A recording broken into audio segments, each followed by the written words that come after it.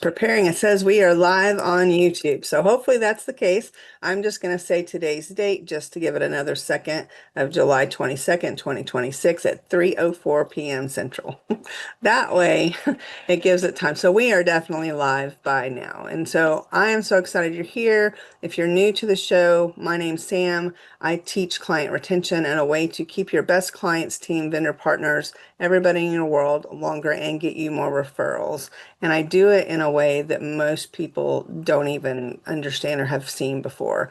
And so if you're a business owner, entrepreneur,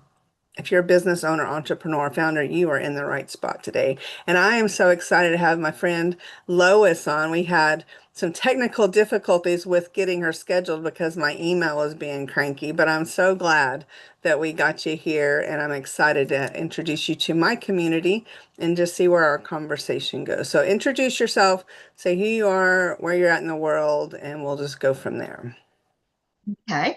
I'm Dr. Lois Reed, and I am currently residing in Southeast Alabama. Moved here a couple years ago, and come from a bit of an eclectic background.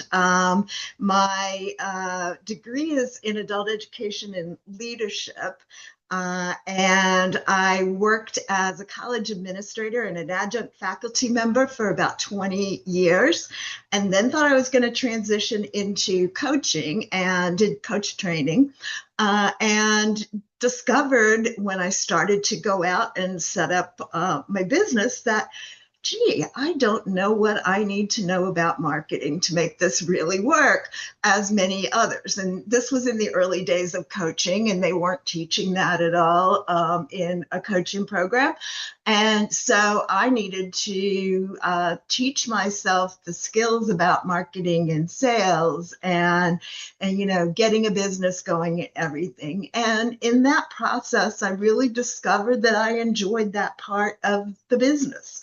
So I leaned in more to applying kind of my coaching skills and my skills related to adult learning to help other entrepreneurs with their marketing. And I did that for quite some time. And for a part of that period, I was a solopreneur. Part of that period, I was in a partnership in a digital marketing agency. And then after I moved to Alabama, I decided to go back as a solopreneur again and really reevaluated kind of where I wanted to take my business. And I had been learning a lot about AI over the last 3 to 4 years as that's come on the scene, and decided that I felt like I could really make kind of the biggest impact with helping people with their AI systems of understanding kind of the context and the information you need to give to your AI system so that it works with you as a partner, and stops giving generic outputs and defaulting to kind of the common information it has been trained on. So that's the work I do these days with clients, in the form of, helping them with audits to understand where they are in that whole process, and more individualized work one-on-one, where I actually work with people to kind of record all their unique parts of their business and their personality and what they do, of those things that, sometimes are hard to get out of our head and explain to other people because we've lived them so long. Get all that documented, fed into your favorite AI system or multiple systems, because I'm system agnostic, so that you can use it more as a strategic partner. Yeah, that's so good. That is so, so good. And I personally am using Claude now. I started out as a baby AI person using ChatGPT, and I still remember it's probably 3.5 years ago now. My dad, who's in his mid 70s, so it would have been early 70s then, I sent him a message and I'm like, "You're not going to believe this." And I sent him the link to chat, and he messaged me the next day and he said, "I stayed up all night asking it questions." And so, and to go from there, from just the realization of what the tiny bit of possibility it was to then I moved to Gemini, testing with that. And then I've tested Claude, and I am in love. I love Claude. And Jack could come back and be my boyfriend too at some point. I don't know. But I love Claude. And to go from just being able to ask it specific questions, more like Google, to now having it run systems for me. So at 8:06 p.m. every night, it does certain things. And at 5 a.m., it does certain things. It's like mind blowing. So the amount of change and the amount of how AI is impacting our world has shifted like so fast. And I didn't think in the last 6 months it would happen as fast as it has, but I have a feeling we're just at the tip of like the iceberg, like it's about to really come out and even impact us more. Yeah, it really is incredible of the advancements because when it first came into being, and I was an early adopter back in those days too, it's like you started to see some of the possibilities and how it might evolve because it certainly was saving time, but you'd have to pamper it an awful lot in the early days, and you received a lot of hallucination and such with it because we didn't, both the model wasn't as advanced and we didn't understand nearly as much as we understand now of how we need to work with it. Yeah. But having seen, even in the last 6 months of where you have gone from something you were using more of, let me give you this information and have you help me with this one task, to now being able to give it a goal and it go out and work on its own and really accomplish what you want it to accomplish because it knows you and it knows what you want it to do. Yeah. So I do want to talk about client retention, team retention, all that kind of stuff in just a few minutes. We'll get there. But I'm curious, from one AI geek, I'm a geek, I think. And so I don't want to put that on you, but you may be. Um, from one AI person to another, what's your favorite thing to do right now? Like if you had a client that came to you and said, "Oh my gosh, I need you to help me with this," and you'd go, "Yes, that's what I want to do," what would that be? Um, when I'm helping other people, I love helping them really see the possibilities of how AI can make a major difference in how they are approaching their work and Mm. the ways that it can free up their time frame of them doing things that used to be, the old copy paste and transfer this from one system to another and everything that are just routine things that you don't enjoy doing, to now I don't have to do that manually anymore and I can spend time on my thought leadership and on reading new books that give me inspiration and really taking my business to the next level. That's what I get excited about when I'm working with other people. Yeah, that's really cool. When I'm doing it myself, it's how can I be creative?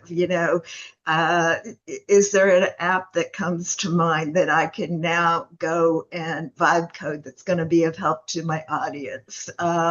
You know, can I do something? I haven't played with video nearly as much as some other people. It's like, well, gee, can I do something that's going to be now a simple process for me to easily create a video short that's going to be of value to the audience? Yeah, one of the guys that I talked to recently, not on the podcast, I will have him on. But we were talking over coffee, and he has a podcast, and he says he uses Claude to pull the transcript. His process basically after the podcast, he gives Claude and chat some different information, and then he lets it run and it adds the bumpers and it turns the into the shorts and it has everything done, literally scheduled onto YouTube, ready to go, just waiting for him to hit publish. And I'm like, I need some of that in my life. Mhm. And so those are kinds of things that can happen. My personal favorite thing to do, that what I'm using it for, I use it for a lot of different things, but because we teach people how to have client retention, how to keep their best clients longer, one of the things that a lot of people that focus on retention, if they do focus on retention, because most people don't, is that they forget that retention begins at the very first client experience. So I've created basically a SEO visibility audit where I take their website and I put it in, and it shows everything that needs to be updated to help Google Business Profile connect and make everything work. I did this for one client, and I need to create the graph. Well, I've done it for several, but for this one particular client, I look at the graph of what his business was doing before instituted. And so it's going along, and then all of a sudden it did this, and it's just going up.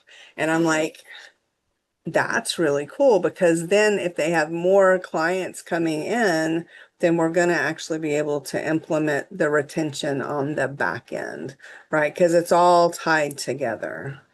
And I think, when I think of retention, a piece of that is human connection, but it's also personalization. And it's like, how can we use AI to create some of that personalization that we can then use in our human interaction with the person. And, if you run onboarding meetings of feeding the transcripts into your AI from the onboarding meeting, you gain so much information about that individual. And, probably some of their personal life, a lot about their business life and their goals and where they're headed.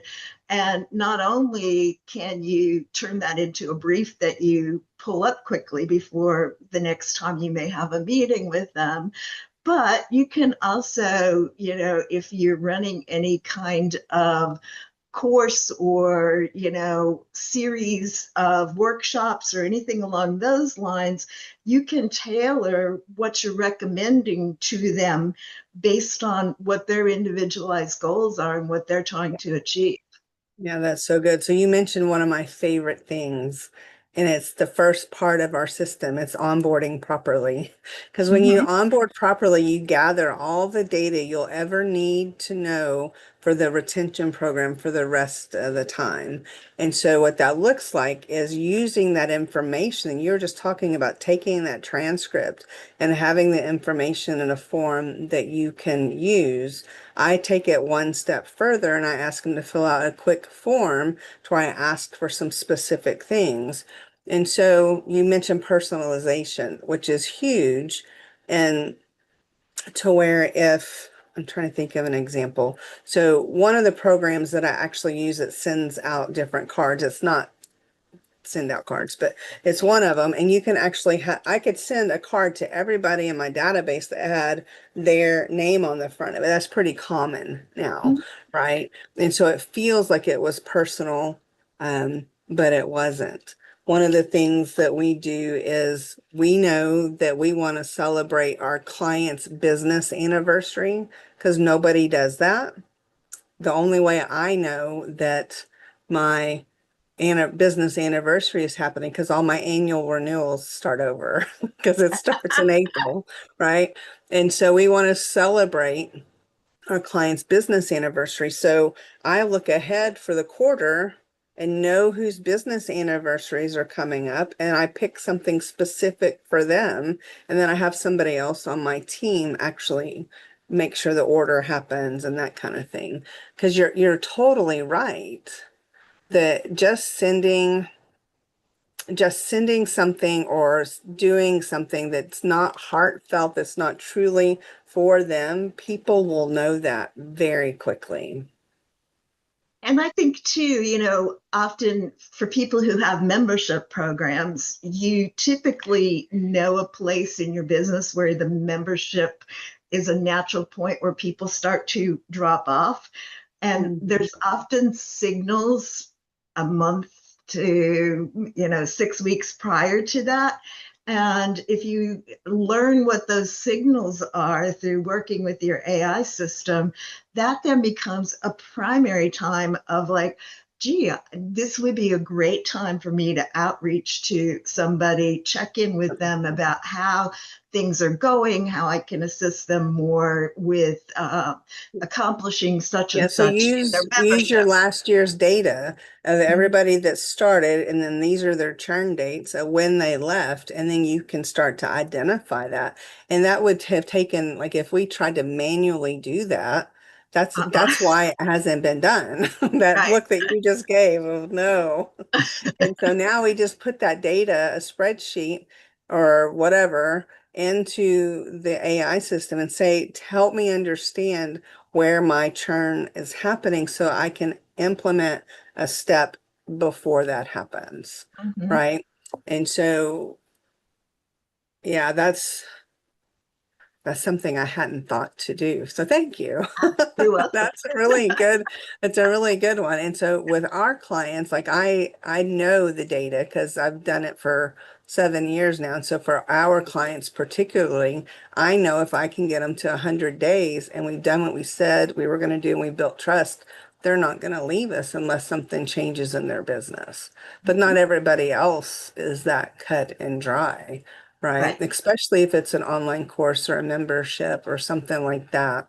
Mhm. Yeah, that's really, really good. Thank you, Lois. I think that was a nugget for me. I hope that was a nugget for a lot of other people that end up watching as well. Came to mind for me because we've just started a new school membership. I am in with a couple other business partners on that as a little side venture. And so I was trying to think, and we haven't established yet what our drop off point is because we just recently launched, but it's something that you read all the statistics and there's obviously drop off points for memberships and trying to figure out where yours is and what causes it and what can I do about it. It's an important piece of the Yeah. business. Yeah. And so figuring out, yeah, in school, I'm on school for my women's community too. And I have some classes or of course people I'm in community with there, but they give you some good data. They should be able to help you see some of that. But just the idea that you're going in with the mindset of, oh, we need to be mindful of this, is more than what a lot of people are. And I don't know if you follow Alex Hermosi or not. He is co-founder, no, co-owner, not co-founder, co-owner of School. And Mhm. I've been watching his stuff for a long time. And I watched a video. He was on Diary of a CEO this last week. They posted it anyway. And that video was 2 hours long. And I'm not embarrassed to say I've watched it twice Mhm. because it's so good from business to relationship to just it was so good. But multiple times he talked about what to do that the to make your business sticky, what to keep your people coming back, and how the retention matters in the stability of a business. So much so that I took my phone and recorded me for a second and then shared the thing on him talking. And I've got a couple of videos saying, like, I've been saying this for years. And now I'm hearing other people talk about it too. So, um, yeah. So I have one just question. We talked about this just a little bit before we hit record about how do you keep the humanity? And this is what anytime I talk about AI, I want to make sure that I tie it back to, yes, use AI, but don't lose our humanity in the process. So what are your thoughts around that? You've got to be the person in charge orchestrating your AI system. And I read a book recently, and it was very good. And it talks about, we as business owners, it takes different skills to, support or outsource work to people and how you need to give them information as opposed to outsourcing work to AI because it doesn't understand kind of like the context behind. It doesn't pick Mm, up on those human cues that an individual would pick up through a conversation with you. So I think we're going to have a whole period coming with leaders really needing to learn some new skills of how you talk to AI and how you manage that. But for me, it's really important to keep the human in the loop, both on the front end of giving your AI system enough context. I talk about 6 different layers of context that I like to give it. A lot of people think just in terms of their brand voice, so it communicates like them. But it needs to know your values as a business owner. It needs to know the kinds of messaging that resonate with your ideal clients, so that it's not talking down to them or talking over their head or that. It needs to know how you make decisions. And that's very unique for each business owner because it can't support you in doing your job if it doesn't know how you make decisions. And I also, because I, have dealt with chronic illness for many years, it needs to know my energy and my capacity and how for me as a business owner that's variable from day to day more than it might be for some other people. So I need to be able to say to my AI system, it's like, okay, I'm having a low energy day or a high pain day or whatever, and so we need to adjust kind of the work and the workflow today a little bit differently. And I've been able to train my AI in those pieces of information so that it can support me.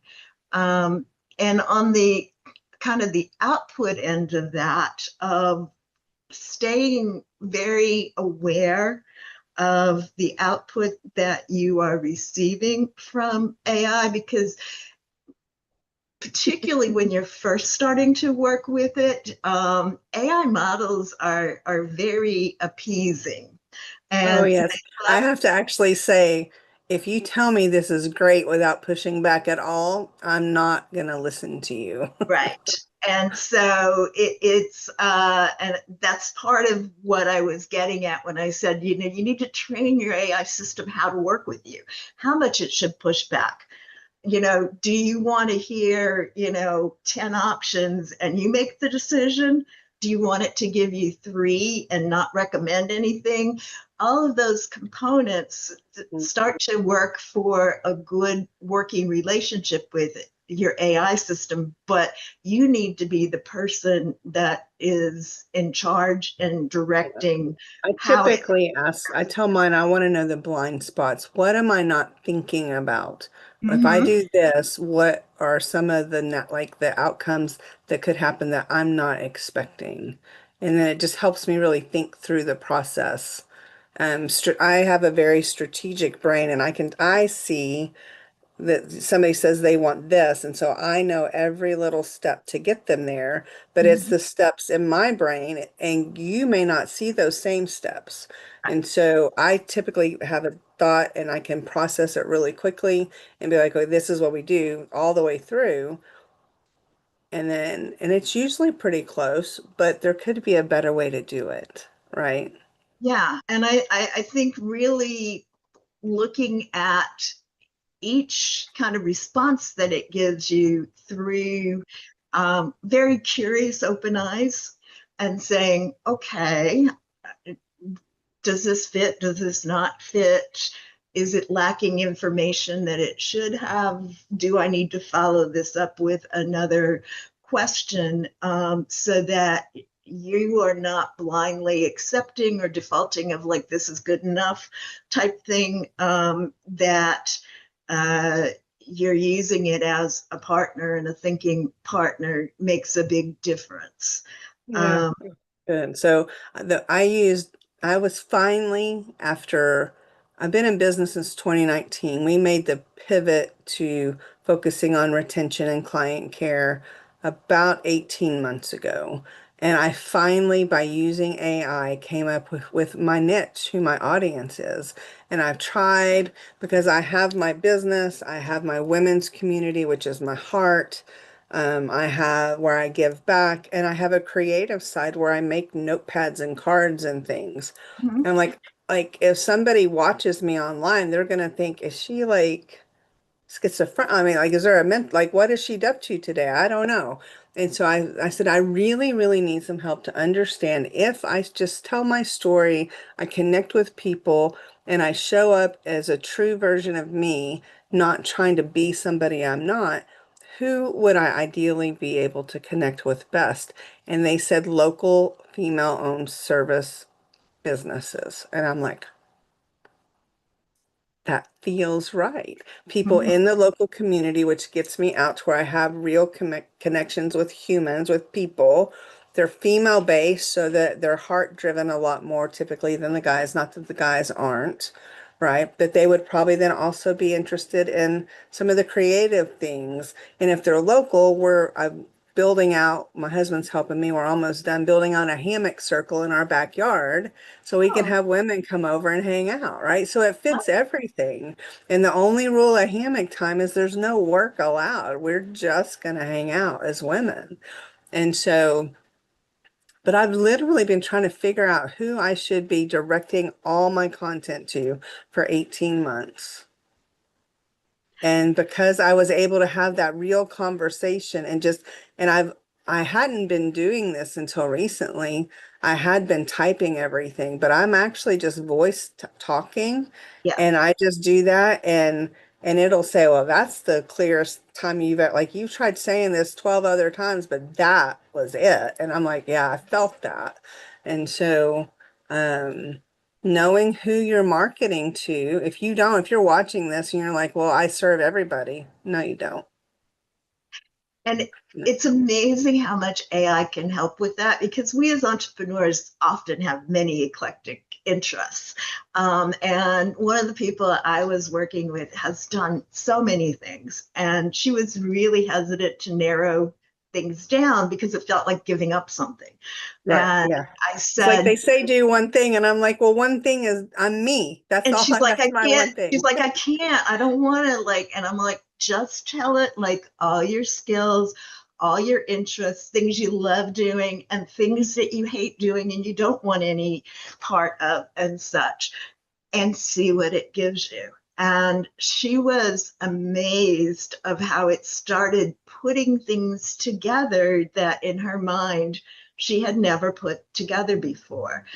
Because I mean, its skill is pattern recognition.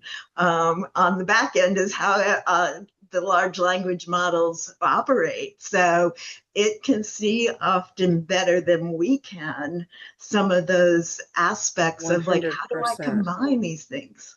Yeah. And from a retention side of things, when you're pulling in the right people, guess what? They're gonna stay longer.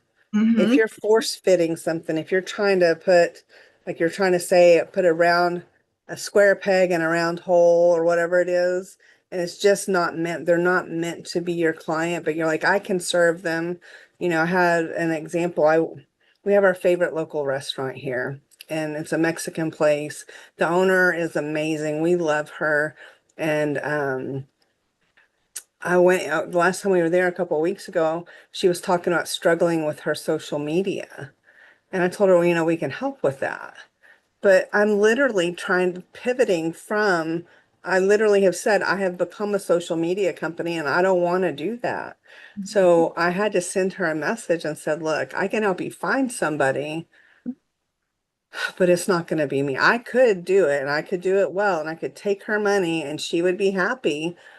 But that's not what I'm supposed to be doing. And when you continue to pull in the things that aren't meant to you, you're not going to have the things to hold on to that are Don't have yours. the same energy and passion to Yeah, do the work, and it's less fair to your clients and to yourself to be kind of dissipating that energy in directions that it doesn't belong. yeah, yeah, 100%. It's taken me a long time to understand that. And so, but as we've been talking, what I've thought about is maybe I need to go back to her and say, hey, no. somebody else is going to be doing your social media, but this is what I could do for you around keeping people coming back because their food is amazing. And just instead of the social media was the thing she needed fixed immediately because she was tired of doing it. Right. But there is another level, right? That what if she didn't have to do social media, but except for just a little bit, and Hmm. had enough people coming in because of the other stuff we The teach. other So layer that she could add on that you could really add value to. yeah. Yeah, so it's so good. Well, Lois, I appreciate the conversation with you today.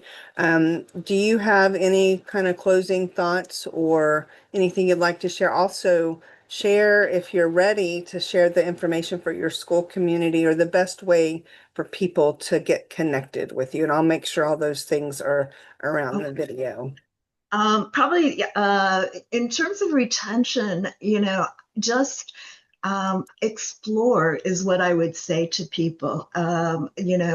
First think about some of the recurring tasks that you just are bogging down your time and explore with AI of how it could help you and support you in freeing up some time that you really want to be spending with your members, with your client.